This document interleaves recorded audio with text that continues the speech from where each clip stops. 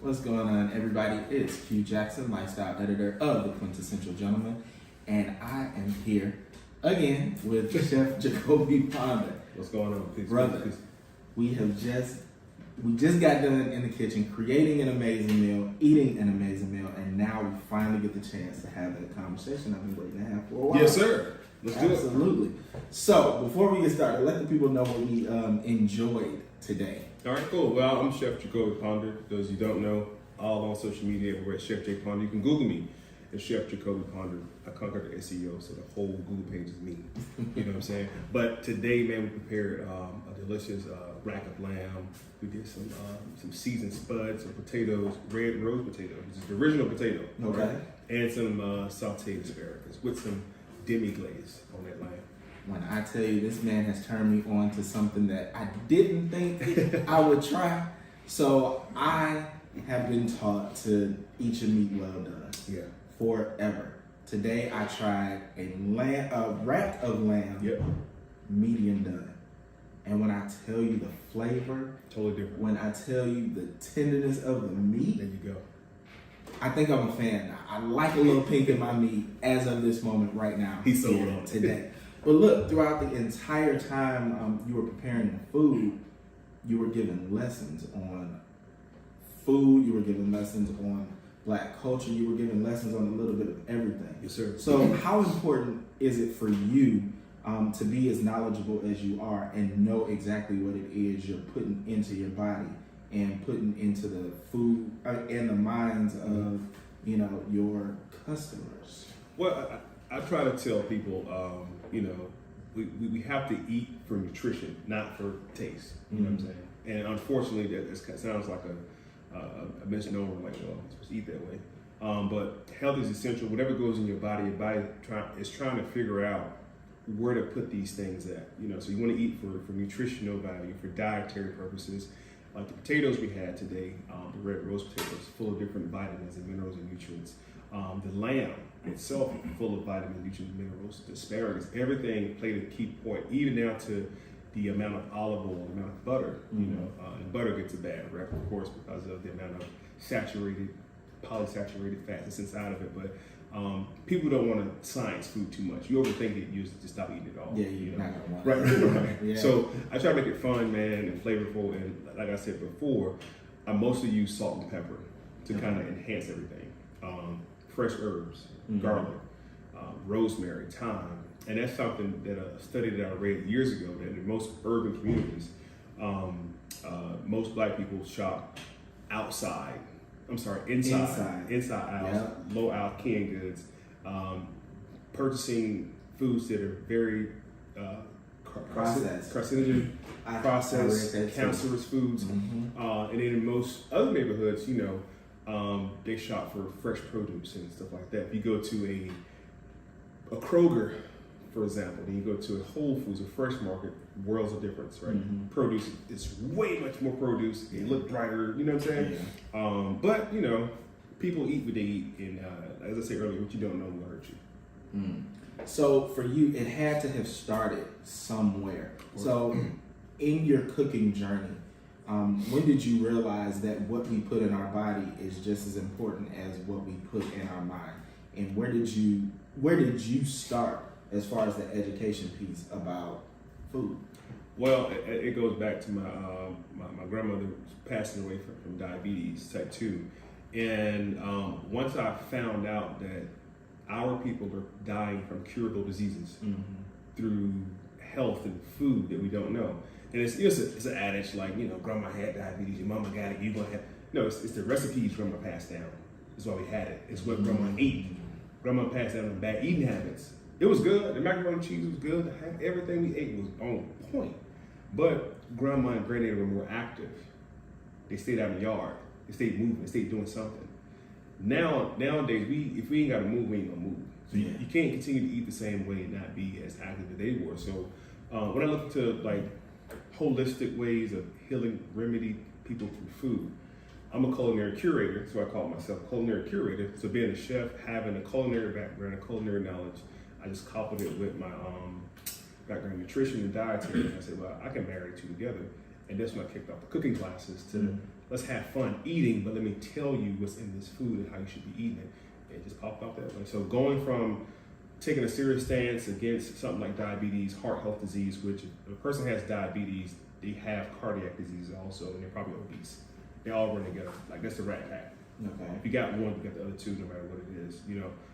So when I found out that you can eat yourself back to health, I'm like, dang, I got responsibility as a chef, not to just continue to give people what they want, give them what they want, but also tell them what they should be eating too. Yeah. Yeah. So with that being said, what are you as a chef, as a culinary curator, as a man full of knowledge, preparing to do about that to help change our community? I'm going to continue these cooking classes. I'm going to continue to get out here and pop off cooking classes, have fun. Because once learning becomes boring, then you don't retain it. So continue to make it fun, make it active, get involvement as I can. When I was in Virginia, because I come from Virginia, I had partnered with the local library to where I did tours throughout the city of Virginia, and I would do lectures on health and wellness, and I would do a little quick demonstration on salmon. And what I noticed, the demographics were mostly people 45 to 62.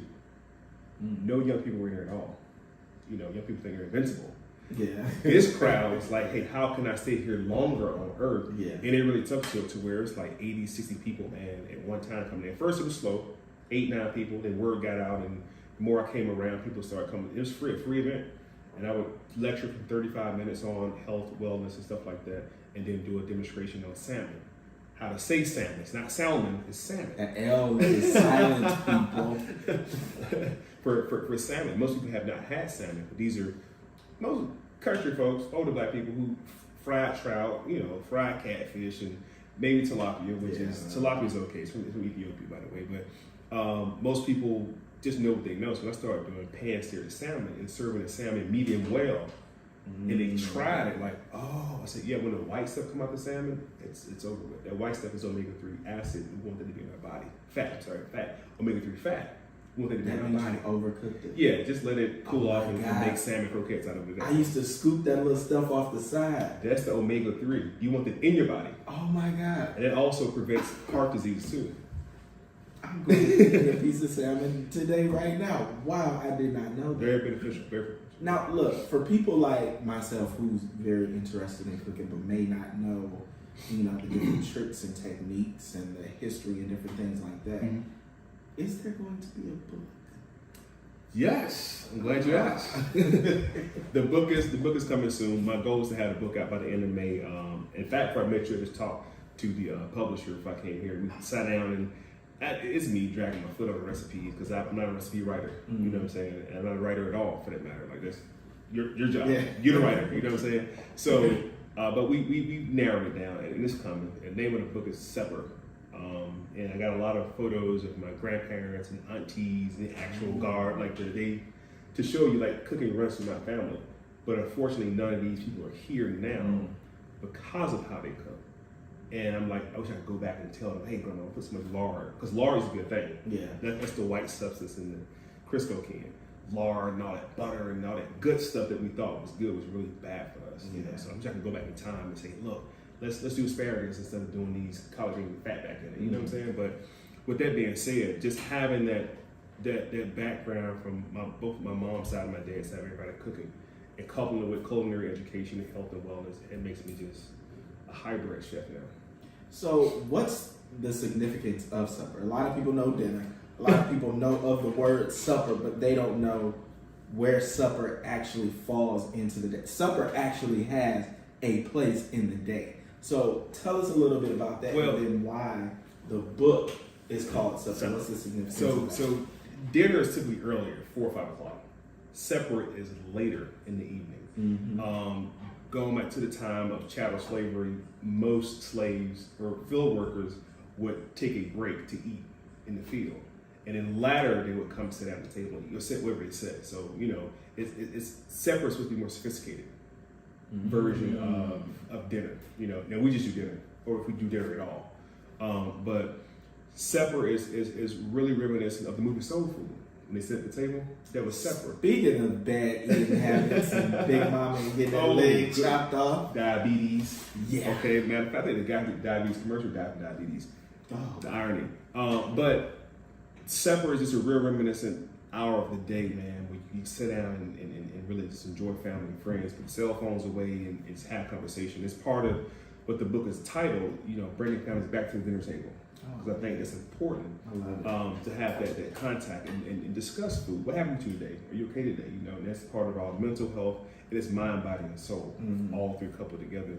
And the mantra I'm using is cook, eat, bond. And that's the whole thing. I love it. I'm about to start doing supper parties.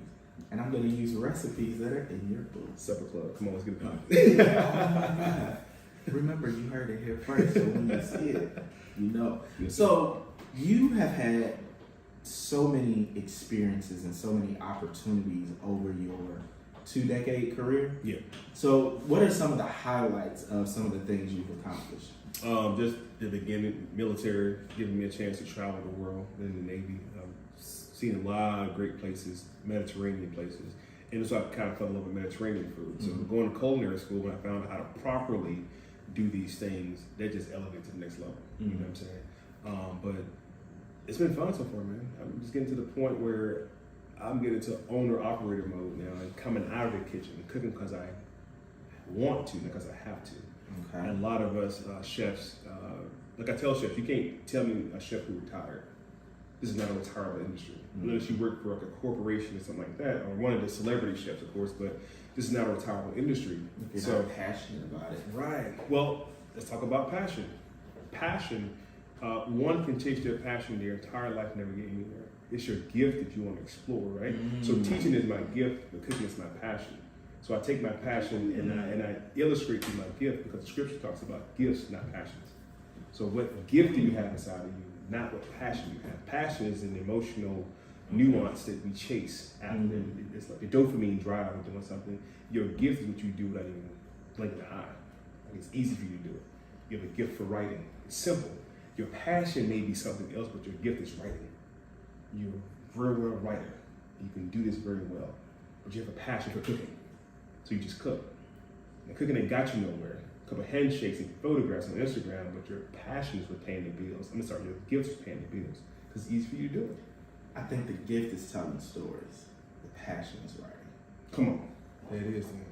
Because whether I'm writing it or not, I love to tell a story. I love to listen to it. I think that's a part of me being nosy. That you see, I was nosy when I was little. So Investigate. that's what. Yeah, exactly. My aunt said I was going to be a detective, so I think that's what it is. I think I just discovered my gift. That's it. See, sitting here over supper. Well, not over supper technically, but I get it. So the book. When is the book coming out?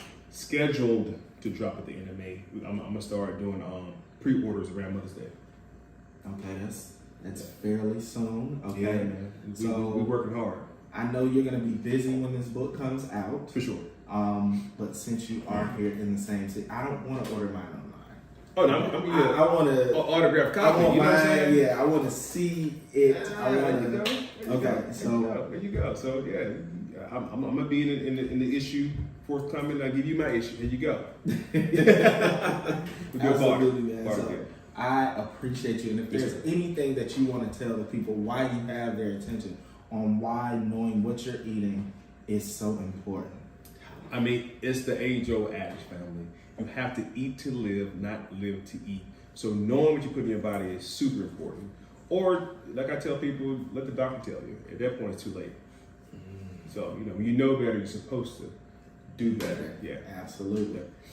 All right, you heard it. So tell the people how they can find you, book you, support you. For sure. Come to Instagram and give me a Grammy, first of all, on Instagram. Smash that button, follow me.